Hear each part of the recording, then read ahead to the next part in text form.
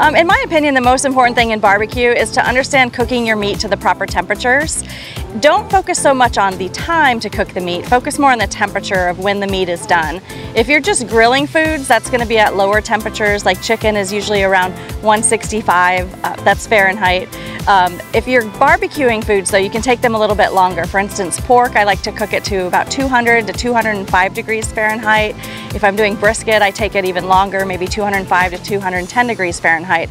I use a thermometer to probe the meat to test for two things. One, to actually get the temperature value, but then also to just feel it to see how soft and tender it actually is. So if you focus on cooking to temperature instead of focusing on the time, you'll be really successful with barbecue.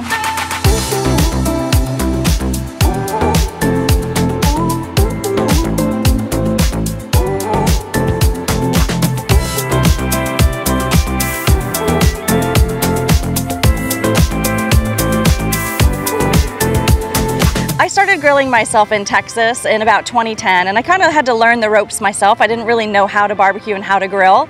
I went to a lot of different sources, and all those sources were usually men as the teachers, whether it was on television or whether it was through cookbooks. And then as I learned the ropes, I realized there still wasn't that familiar face out there. So I wanted to encourage more women to grill, more women to barbecue. You know, for any woman out there who's scared to grill, I say just give it a try. You can start with something simple. Start with maybe an inexpensive cut of meat like a chicken breast. Start with some vegetables and get familiar with how your grill works. Understand where the hot parts are, maybe where the cooler parts are, because it is all about managing the fire. It's not so much as easy as turning on an oven and setting the temperature, unless you have a pellet grill. That does make it really easy. But if you're cooking with charcoal or something else, it's just more important to learn how to manage the heat.